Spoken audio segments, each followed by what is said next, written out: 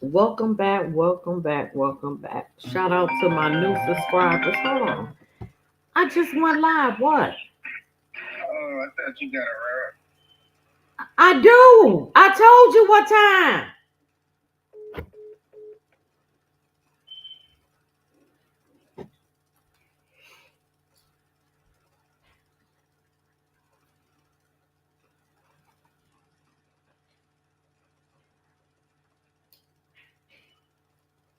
Mm, I'm sorry, y'all.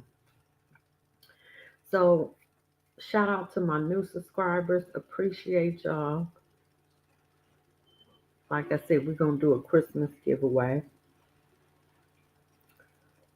Um, so today we get going back down the rabbit hole with Biden, who is a Satanist and a PDF file. And I told people this, and it amazed me that the amount of Christians that it just went over their head. And I'm like, y'all really feel comfortable voting for somebody they didn't believe in,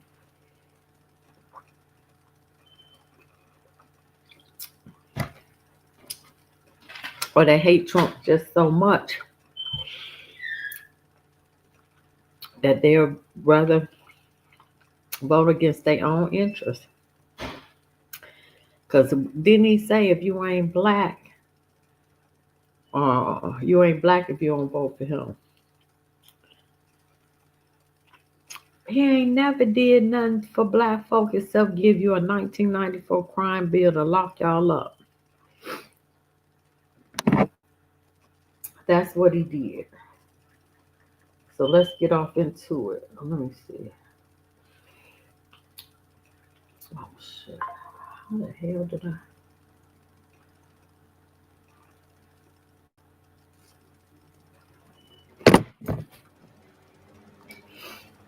I don't know what that is. Okay.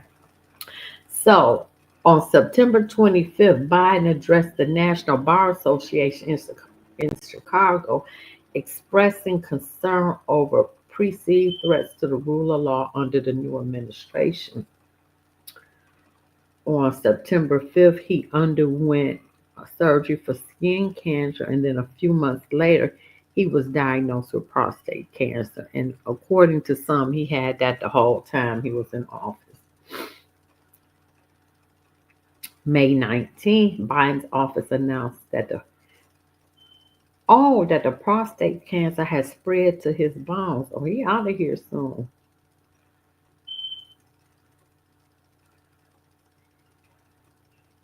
July 21st, he announced that he would not seek re-election, and Kamala Harris had 107 days with no delegate, no votes, or nothing.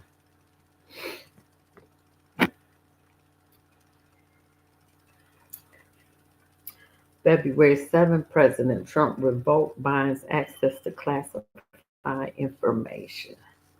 And the office of Joe and Jill Biden has been focused on raising funds for Joseph R. Biden Jr. Presidential Library, which will be built in Delaware.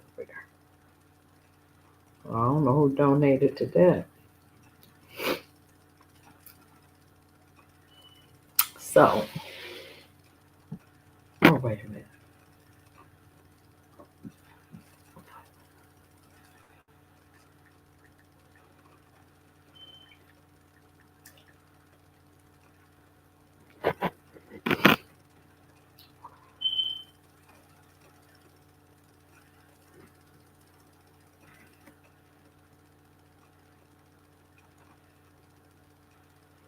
And then Kamala here, she came out with a book and said that it was reckless for the Biden administration to come to her and ask her to run a campaign in 107 days.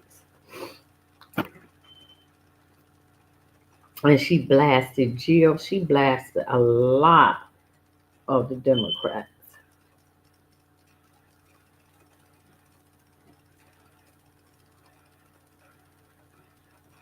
Okay, let's get off into this. Biden says Trump administration has done so much damage since taking office,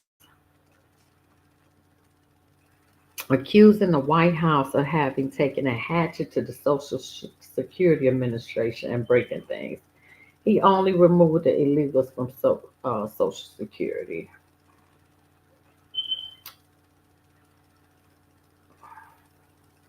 Fewer than 100 days, this new administration has made so much, done so much damage, and so much destruction. Breathtaking it could happen that soon, Biden said at the National Conference of Advocates. They're taking the hatchet to Social Security, 7,000 employees out the door at one time, including the most seasoned officials. Already we can see the effects. The speech, Biden's first major remark since he handed control of the White House over to President Trump, comes amid fears from Democrats that Trump's attempts to crack down on government bureaucracy and spending could ultimately damage Social Security. The SSA has planned significant workforce reductions, and the agency faces a lawsuit over access by DOJ to millions of Americans' personal data stored in the SAA system. Biden on Tuesday talked to his own work on Social Security, the government program he called a sacred promise, without directing name dropping his successor. But he took swipes at Republicans in Congress and administrators for more broadly as he sounded alarm bells. Why are these guys taking aim at Social Security now? They found that old line from tech startups. The quote is move fast, break things. They're certainly breaking things. They shoot them first and aiming later. He added that he said a quote from former Maryland Governor O'Malley, they want to wreck it so they can rob it. Biden also snagged laughs from the audience at what organizers said was a sold out event with a dig of dubious claims that Trump and Musk that millions of people over 100 years old are receiving Social Security benefits. By the way, those 300-year-old kids getting that Social Security, I want to meet them because I like to figure out how they live that long. Hell of a thing, man. I'm looking for longevity because it's here when you turn 40 years old. Asked about Biden's speech ahead of time, White House Secretary Carolyn Leavitt on Tuesday knocked the president at 82 in his last year of office. Biden was the oldest sitting president. At 78, Trump is now the oldest man elected president. I'm shocked he's speaking at nighttime. I thought his bedtime was much earlier than his speech tonight. Let me make it very clear this President Trump is absolutely certain about protecting Social Security benefits for law abiding, tax paying American citizens and seniors who are paid into this program. He is not going to cut Social Security. That would be insane. And she said Trump was sign an executive order stopping illegal aliens and other ineligible people from obtaining benefits. As she should. I agree with that.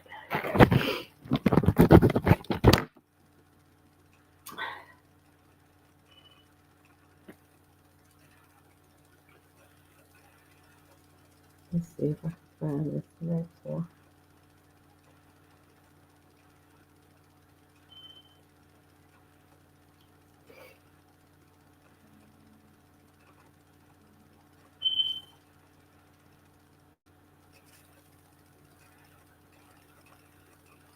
Oh, Trump don't like Letitia James.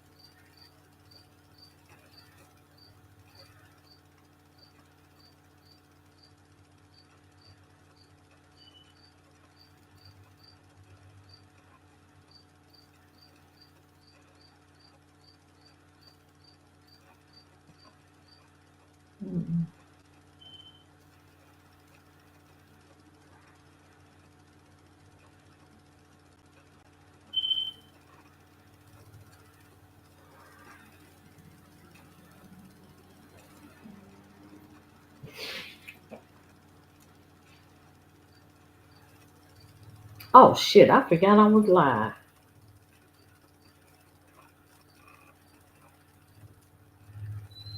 I was looking for this next article.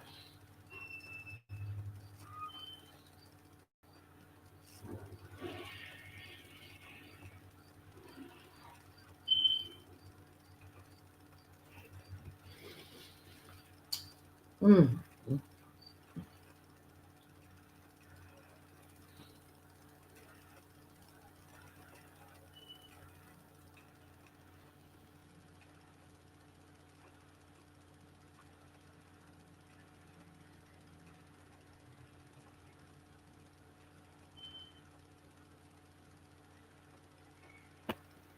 Hey, okay, I guess I'm gonna end it right here if I don't find this.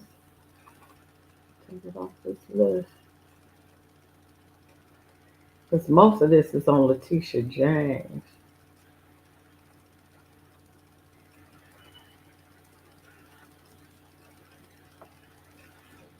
Yeah,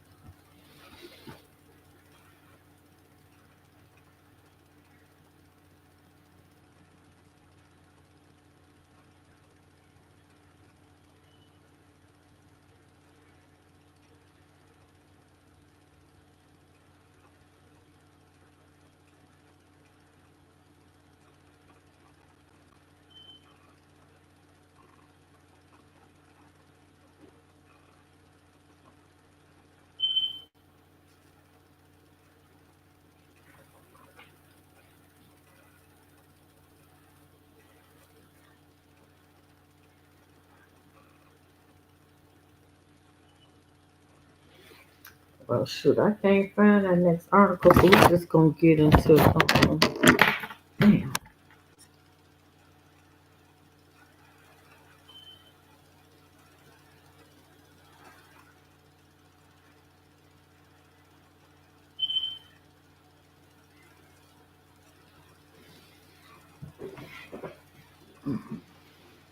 I ain't got sleep, that's crazy.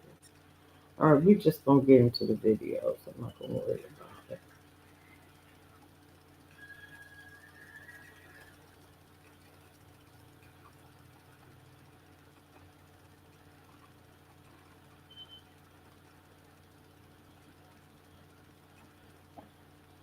Oh shit.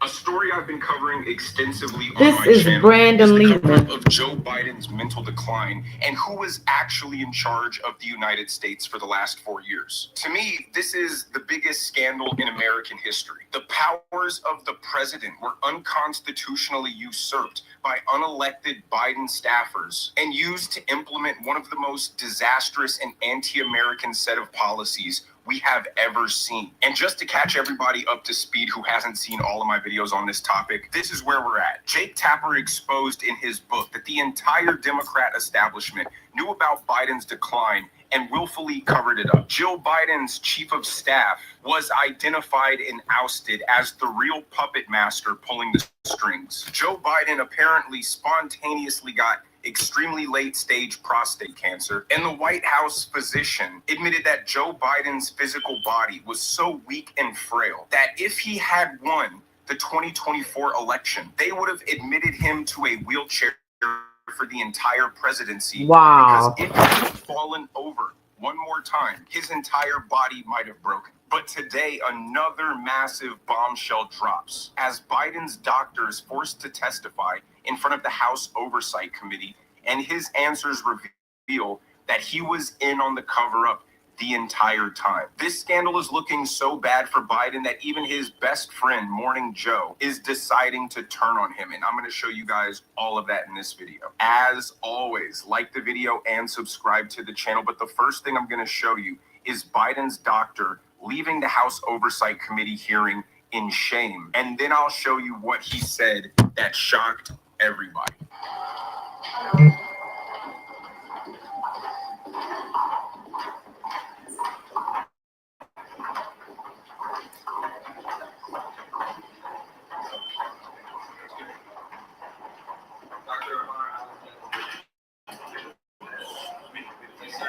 you make any comments to press, sir? Do you have a message for the committee?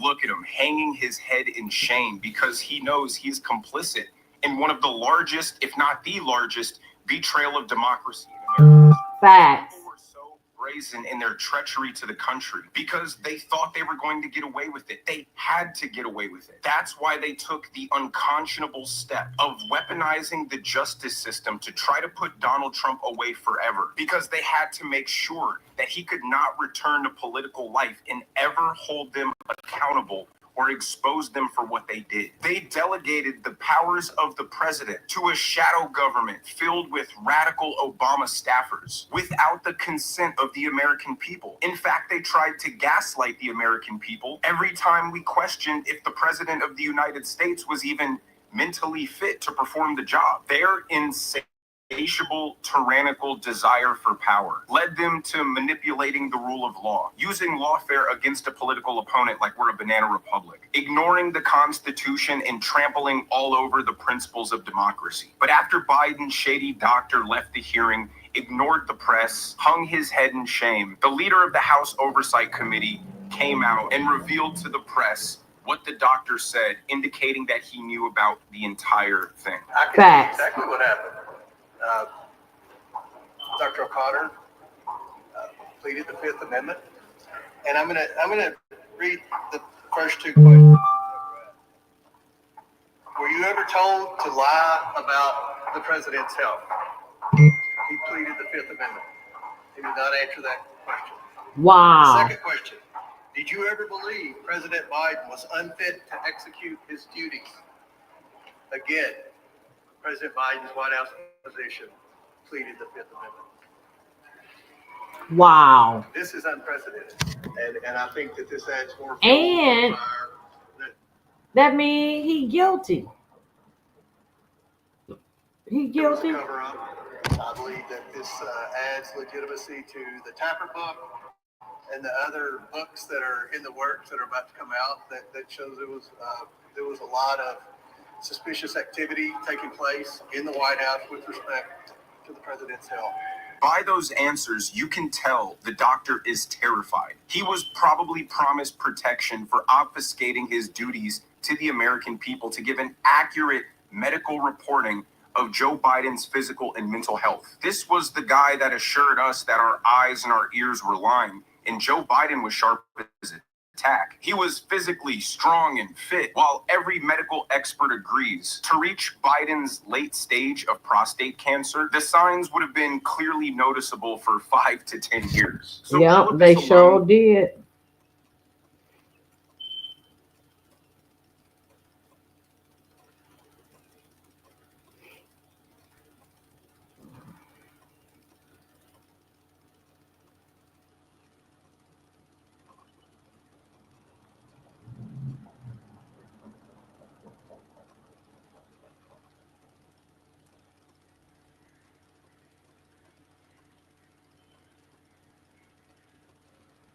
So yesterday we showed you Joe Biden. This is Larry with Larry. It was lamentable. It was sad. It was pathetic. It was Biden-esque. And today he appeared on The View. Now, we were told that he was going to be joined by his wife, the doctor, Dr. Jill. She did not show up. He was solo there with all the ladies. And boy, they were going to be tough on him with all the real hard questioning. So I don't know how he did it. Let's take a look. By the look of it here with this still, doesn't look like he was facing a lot of grilling. Because after all, he had such a brilliant, perfect presidency. What's there to ask him about? What's there to challenge him on? My question is, how are you? Right? The tough questions, like right out of the chute. She's had days. How are you? On this and how are you? Question, and I get my opportunity. Here's my first question. How you doing? Hey, how you doing? This is pathetic. I want to remind you, this is an ABC News show. ABC News. David Muir, you proud of your colleagues here? You proud of this work product from your division, ABC News? Yeah, they are having a blast, aren't they? By the way, Joy Behar, God bless her, same age as Joe Biden. I think within a year. One of them seems to have brain damage. I'll let you decide which one. Actually, and I was wrong. I guess for one segment, Jill was there.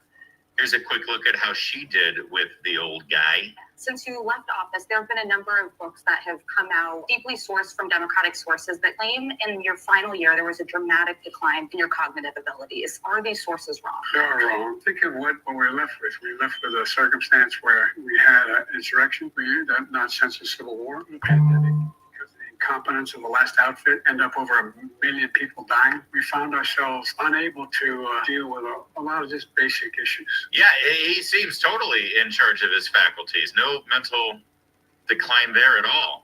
Thanks for answering the question directly. Of course, if there was a journalist among the news panel there, news program and ABC News, they would have stopped him after each one of those things and saying, hang on a second, insurrection?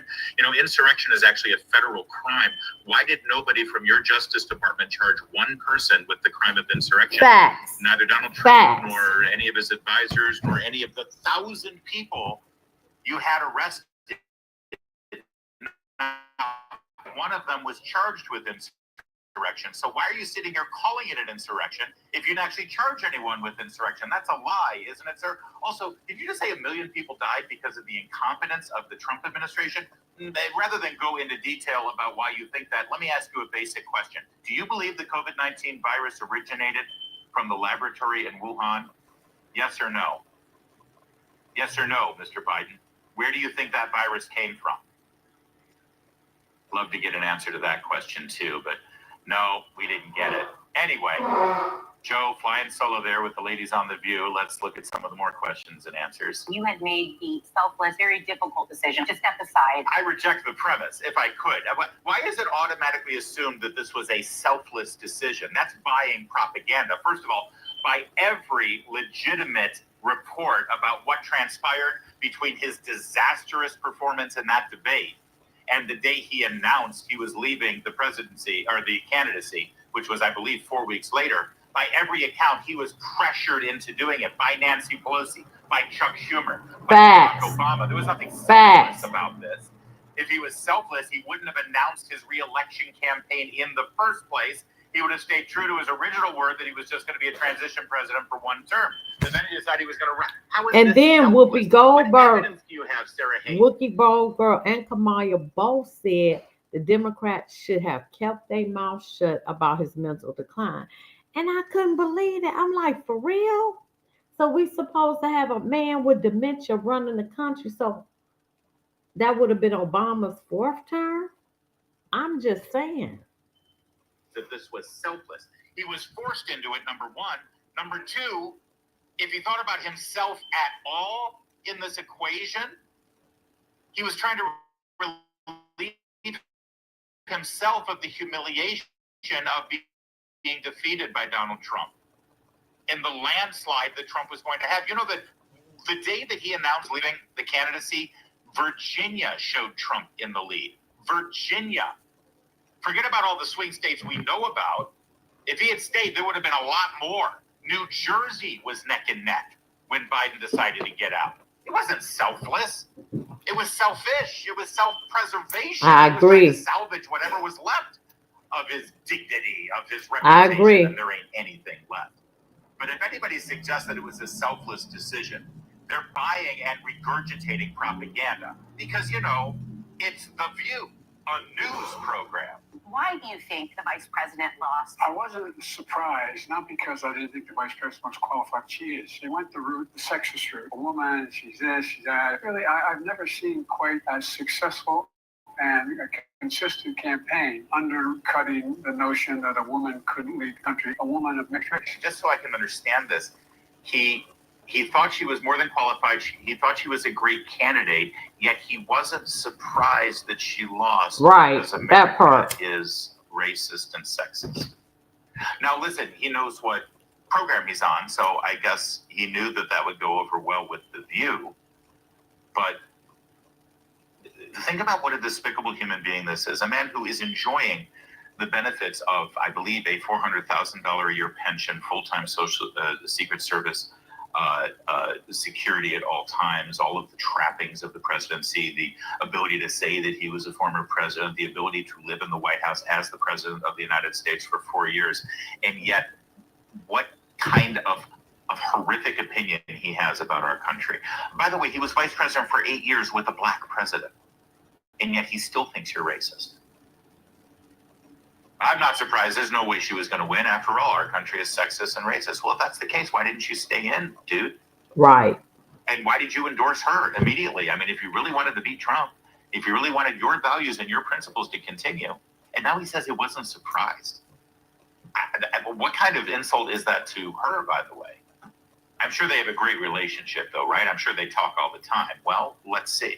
Yeah. Well, when was the last time you spoke with the vice president, and has she talked to you about what she wants to do next? Sought any advice? Maybe governor? Yesterday, I talk to her frequently. We stay in touch, number one. Number two, she's sought my opinion. I'm not going to tell you what it is. She's got a difficult decision to make about what she's going to do. I hope she stays fully engaged. But we have a lot of really good candidates as well. Can I just add, and again, I hate to throw Who? into the mix here. Who? When, What good candidates? politician is sitting Who? there mumbling through a pile of bullshit like you're having to decipher here, but you just said that she is the most qualified woman that you've ever seen, one of the greatest candidates prepared to be president. You picked her to be one heartbeat away from your presidency, and you endorsed her to be president. So why would you not endorse her right now? Why wouldn't you sit there and say, I hope she runs again? I was right about her when I picked her to be my vice president. I knew she was prepared and ready to go, and she'd be great.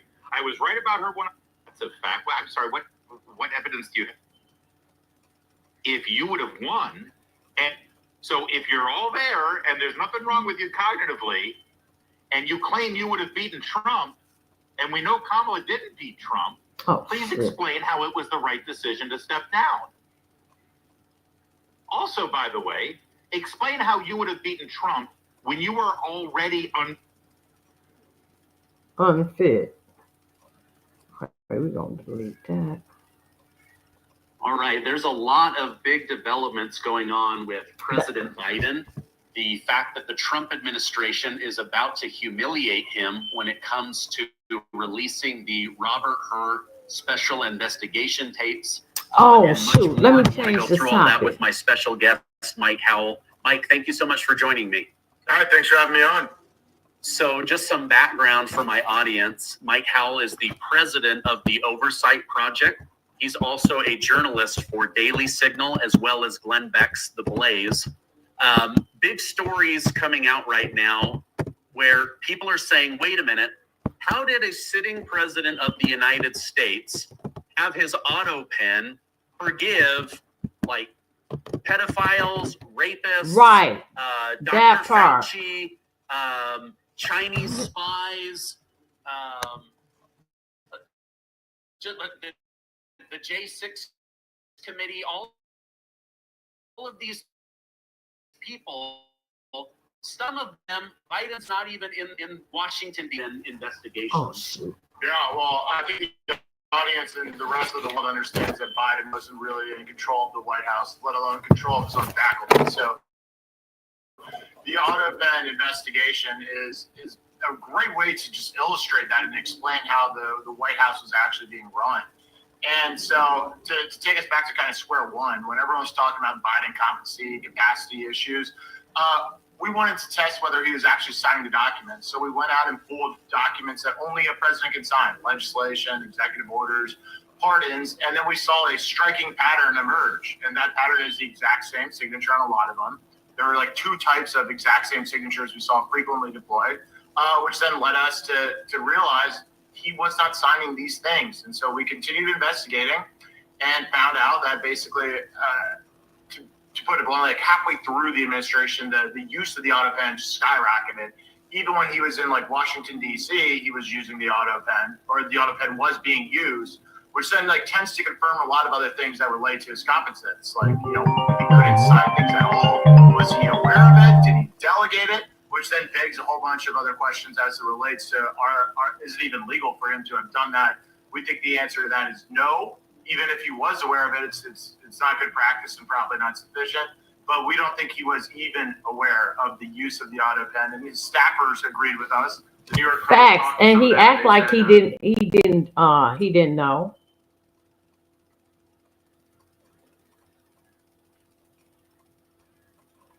The House Oversight Committee is opening an investigation into the sale of land near military bases.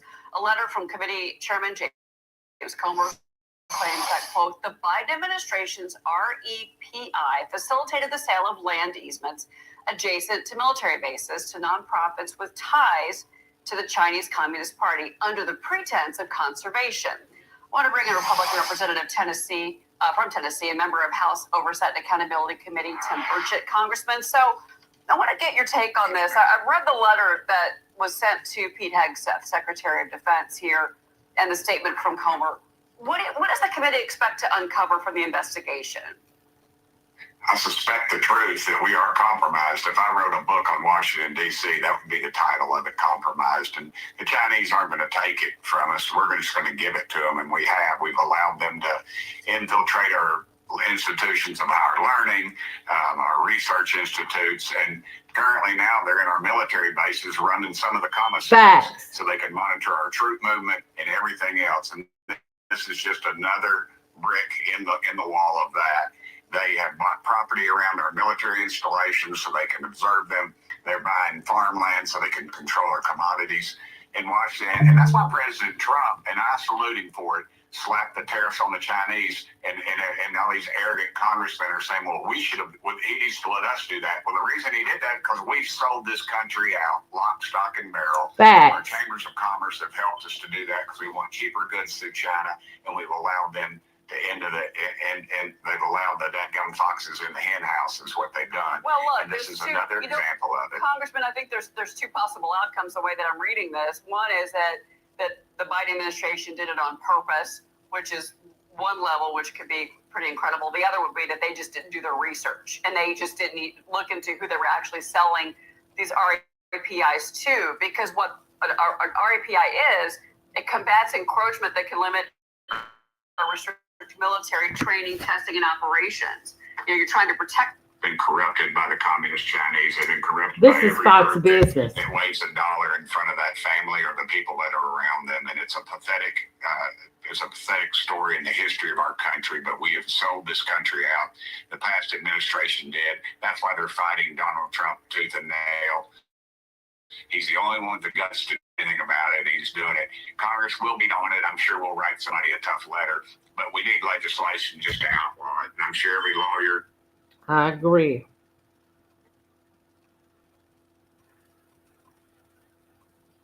Markets, by the way, settling out okay enough today. Just as I was coming on the air, I was taking a quick look and I could see that we actually just barely moved into the downside territory. So pretty much ending the day flat. I'll tell you, we got a rivalry going on. Janet Yellen versus Scott Bessent. Revenge of the Treasury Secretary is Janet Yellen going on Bloomberg within hours of Scott Bessent going on Bloomberg, both communicating a very different message. Here's Janet Yellen just slamming Bessent and Trump on trade, and I want you to see what Scott has to say when he fires back. Or I wonder your take on whether these negotiations, a 90-day pause for reciprocal tariffs that has been implemented to facilitate them, conversation around exemptions for certain products at the very least, are those things positive because it indicates the administration is trying to put a finer point, calibrate its tariff policy, or do they actually just sow confusion and potentially cause more harm than good? Well, frankly, I think the entire policy has been misguided. The objectives unclear, the rationale for the tariffs that have been announced really unclear and not at all sensible. Steps toward removing the tariffs, lowering them are positive, but we're in a world of tremendous uncertainty. I have no idea what will happen with these negotiations. The announcement about reciprocal tariffs indicated huge tariffs on some countries like Vietnam or the European Union based on Vietnam got 10% tariff. Let me give you some water. Trade, which is in no way a measure or indicative of unfair trade practices. It was suggested that these reciprocal tariffs are in response to unfair trade practices. That clearly wasn't the case. And for example, with the European Union, the trade barriers are very, very low. So I must say I'm confused about. Okay, you know what? Look, she's not wrong. I think a lot of people were confused, right? Trade deficits and tariffs are sort of two different things. But here's what I'm going to say. How inappropriate is it for a former Treasury Secretary to be out there slamming? I mean, if you feel strongly, you can maybe communicate that on another level, but like it was a little bit strange. Here's Scott Bessent defending his policy and saying, yeah, you know, I've had a hand in this from the beginning, maybe not so much in the very, very beginning. And basically, I'm just going to tell you guys, because I'm well sourced on this stuff. That was all Peter, okay? So that was all Peter. Turning Scott's on now the in the air. game, and listen to what he says. So, less than 2 weeks ago, you and I were talking outside of the White House after what the president called Liberation Day. And you said you weren't part of the negotiations. Now you're leading them. What's changed in these past 12 days? No. What I said was I didn't construct the actual tariff rates. The tariff rates. I've always been part of the tariff policy. I had been focusing on tax. Maybe I want to tell you about that later. But now they say that tariffs have brought in billions and billions of dollars. So we wait to see, and they still announced that Americans may receive a check. It was 5,000. I think it went down to 1,400. So we'll just have to see. But before 1913, this country, there was no income tax. There was no Federal Reserve until Woodrow Wilson came into office. Before that, this country was built on tariffs. That's how they funded the government. We didn't pay taxes. We didn't do all that, any of that.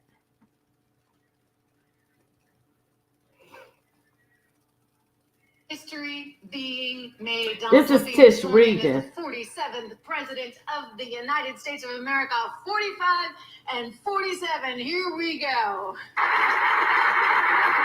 and gentlemen, please welcome Chief Justice Roberts to administer the presidential oath of office.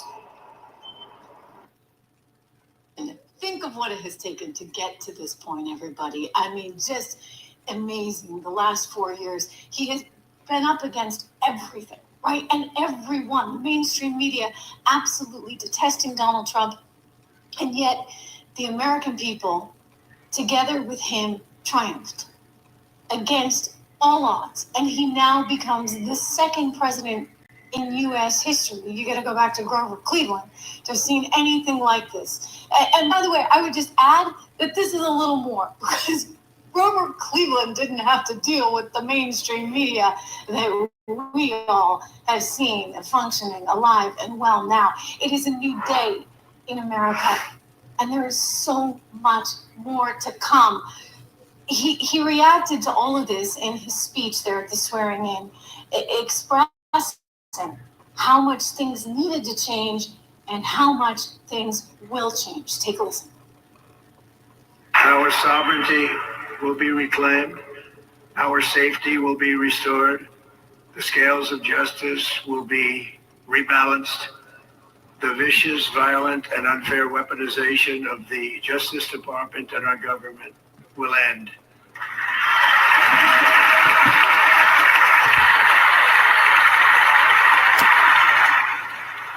And our top priority will be to create a nation that is proud, prosperous, and free. Let me get past. Fought them all out there at the time. He's not my president. He's not a legitimate president. Russia. And instead, you know what? He went off, fought them all in the court of law. I mean, you talk about lawfare on steroids, and he has still come back triumphant. So it's amazing. It's absolutely amazing. A lot of amazing things. I want to take you back to what just happened moments ago, because Carrie Underwood was singing, and apparently the audio equipment wasn't working, so she had to do the whole thing a cappella. Take a look. She asked everyone to join along. It's like it's going to kill Kamala Harris. I mean, this is definitely for Kamala Harris, right? Let's face it. Let's listen. Carrie Underwood there singing America the Beautiful. Oh, I don't want to hear. All right. I forgot I had this. Let me get to these old ones. And And the show must go on, even though it is inside. This is not the inaugural parade. People who have been victims of unjustified and politically motivated prosecutions are the Republicans who have suffered at the hands of a weaponized Biden Justice Department. And they then add that these pardons shouldn't be mistaken as an acknowledgement that they've engaged in any wrongdoing. And yet the same Biden administration is objecting to any pardoning of the J6 hostages by saying that, well, if Trump gives them a pardon, it's got to be an admission of guilt. I mean, it's typical hypocrisy that and I'm sure most of America will be happy to get rid of going forward, because we don't have to deal with that hypocrisy anymore. But the shame of this is that it is a recognition that that there is and was a possibility of, based on James Comer alone, there was enough evidence to indict based upon what he uncovered, but James Comer didn't have access to Merrick Garland's Department of Justice. So the evidence is there. They knew it. They have to stop it from the next Attorney General. Harold, how will Democrats defend this, or they hope it just goes away? Well, have to defend. I think President Biden will. This power that the president has, and every president has it while in office, to pardon people, is the most sweeping authority, the most unchecked authority, because you can't reverse it. The only thing that can reverse it is if the people commit another crime. The real precedent here, I think the January 6th comparison, it will be those that President Biden, or President Trump rather, pardoned some of the January 6th or all of them. There will be people saying, well, you should not have pardoned your family. I think the real precedent here, Judge, is that these are pre-pardons. Yep, Facts. Something unheard of. Every president to perhaps give a pre-pardon to friends or family or those he's close to. I think the insult to injury around this one is that President Biden, when he was asked repeatedly, will you pardon your son Hunter, he said no. Then he decided at the last minute to do it, which was fine if you just said, hey, I'm going to pardon my son. But when you add to it, he's been prosecuted selectively, or he was singled out. I think that's what gave people a little bit of a bad taste. I've gotten a lot of texts today. When Dana and I were on this morning, Democrat, Republican friends alike, who did not like this, thought it would leave a bad taste in the mouths of people. Now, sometimes you eat something you don't like and the taste goes away once you eat something you do like. So maybe people will forget this. I think the real thing here is the precedent. Do you now say to presidents, when you're leaving office, you can pre-pardon or precondition pardons for friends and for family if you think they may be singled out for some reason by the Nixon administration? I hope that's not the precedent, but I think that, to me, Judge, that stands out more than anything else. Facts. It was. I mean, you covered it quite a bit in terms of James Biden and Hunter Biden were quite simpatico. Right, and any investigation was blocked into the family at all corners. And so it looks really suspicious to preemptively do that, and it looks slimy. And to go out in the final hours issuing pardons to your entire family just looks disgusting. Facts. It's so dirty and just the perfect thing to the Biden administration. Fauci's pardon is backdated to 2014. In 2014, that's when he began the game of research, right? Which leads me to believe maybe COVID-19 was a Fauci baby. We already know he trained the people in China on how to do gain of function. We knew he funded that lab, but this specific strain, that leads me to believe that there's something more to uncover. It makes me highly It was man-made. I don't understand why all of a sudden he gets a pardon, Cheney, Kinzinger, and I need to know whether they lobbied for these pardons, because that's important, or if any money changed hands, because you know the Biden family's very easy to bribe. Well, first of all, he pardoned 5 family members, 4 of whom we've never really even heard of. So that was to make it appear that he was not protecting one. It was like, I'm doing all these people, but it was really about his brother. So it's like that episode of Murder, She Wrote, where this guy poisons a bunch of people. So it's not like he just poisoned his wife. So then it throws the scent off him. You remember that episode? That was like Law and Order too. Yeah, it was Law and Order. They just assumed that would throw us off the stench. But you're right. It does stink. This isn't a bad look. This is scummy. The final act of a scoundrel is literally a stink bomb thrown as you exit the building. And, accepting the pardon, is that accepting guilt? I say yes. I really do. And is Adam Kinzinger going to refuse the pardon because he said he didn't want one? And I do think that regardless of pardons, you still investigate. It doesn't say you can't investigate, especially with Fauci. I mean, you know what? If you can't throw him in jail, at least make it so that he's forever known for what he did. And that's the same thing with the Jan 6 committee. Maybe they won't go to jail. Yeah, that was awful. To exactly. preemptive pardon, something you never heard of. Ever. Now, as promised, I want to get back to this Joe Biden story because it is a big one, folks. So if you've just joined us, in Joe Biden's final act as president, he pardoned Dr. Anthony Fauci and the retired General Mark Milley, who is the face of the disastrous Afghanistan withdrawal. Yes, awful. In particular, the events of Bagram, as well as members of the January 6 committee that investigated the J6 attack on the Capitol. But you know who he didn't pardon? He didn't pardon any of the lawfare black district attorneys. He didn't pardon Alvin Bragg. He didn't pardon Letitia James. He didn't pardon Fonnie Willis. He didn't pardon Jack Smith. All of them that did their dirty work went to the White House and met and brought those charges again. He didn't pardon any of them. So that's a slap in the face. What is that calling the black boule niggers? He didn't give y'all he left you out in the water by yourself. Extraordinary use of executive power to guard against potential revenge by the new Trump administration. So that right there is Joe Biden's statement on it. So he has said in relation to those pardons of his brothers and sister, my family has been subjected to unrelenting attacks and threats motivated solely by a desire to hurt me, the worst kind of partisan politics. Unfortunately, I have no reason to believe these attacks will end.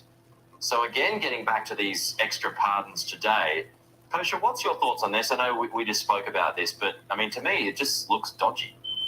Those words many would say feel like projection when he says he and his family have been the target of unrelenting attacks. I think most Americans, even many, by the way, who don't support Trump politically, would see it as the opposite, given what the man and his family has been through. And preemptive pardons before you've actually been charged of any crime is very, very unusual. So I do think many people are going to look at it as a tacit admission of guilt rather than a protection against this tyrant Trump who's come in there, which is how Biden's trying to frame it. I don't think that lands anymore. Well, I mean, and Tom Connell referred to this. I mean, it's a lot of those characters are divisive when it comes to Fauci and what.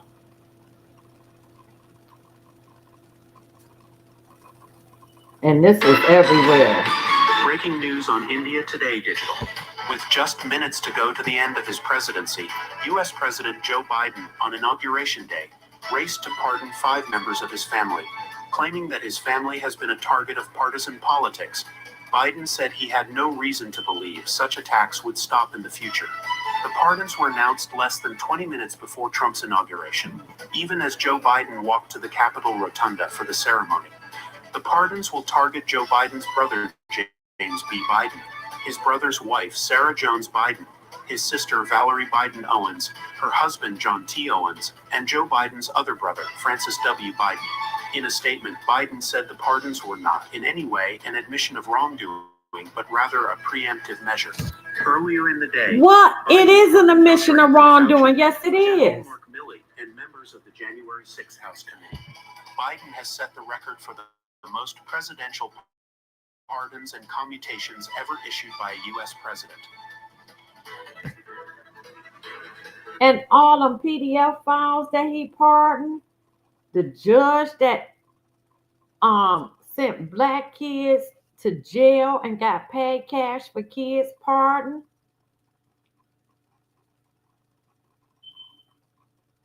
Hey, come see us on tour. Anyone? Upton? So first of all, President Biden pardons family members in final minutes of presidency. But this is just the president's friends and family pardon plan. That's all this is. Friends and family pardon plan. And the side benefit is protecting the president himself from the guilt by association on top of his actual guilt. But you want to know what he did? Here, I got this. I was watching Due Dissidence, and they pulled this up from Canoka the Great.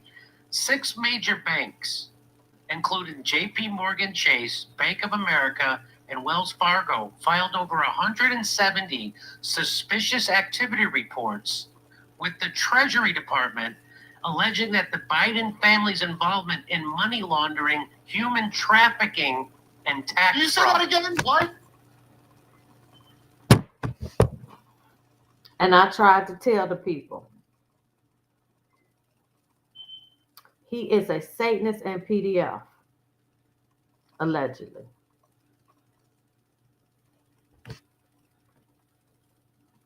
$325,000 missing migrant children through unvetted sponsors.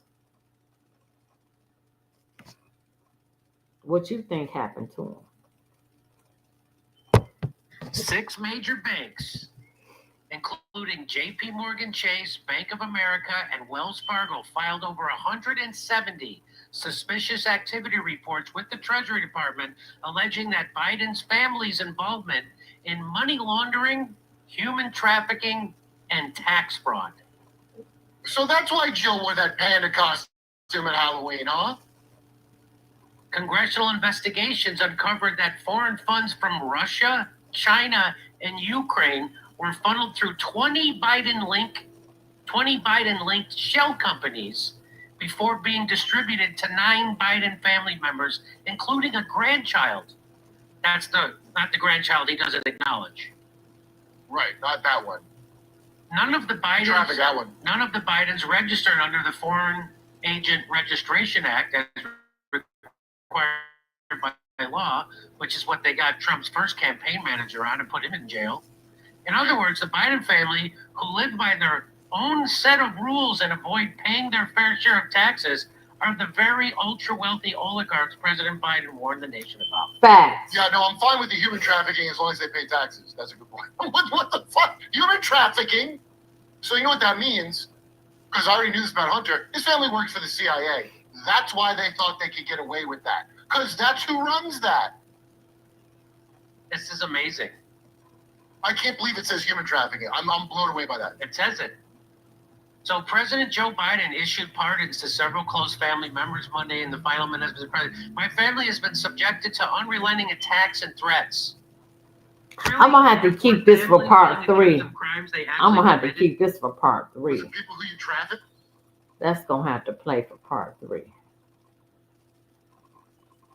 And I'm going to end with this. Texas Department of Public Safety Lieutenant Christopher Olivares. And Lieutenant, I want to get your reaction to this, because can you tell us about what similar preparations Texas has been making? We saw Governor Abbott at the Capitol yesterday, and President Trump made a very big deal about the fact that Abbott and Texas were going to be a key piece of the immigration crackdown going forward. Absolutely, Cheryl. Good morning. Great to be with you. And we've been preparing for the last 4 years. Operation All Star, our border mission, and we have not continued to remain proactive. Even though illegal border crossings have been down in the last year, we still have our state troopers, National Guard soldiers deployed at the border.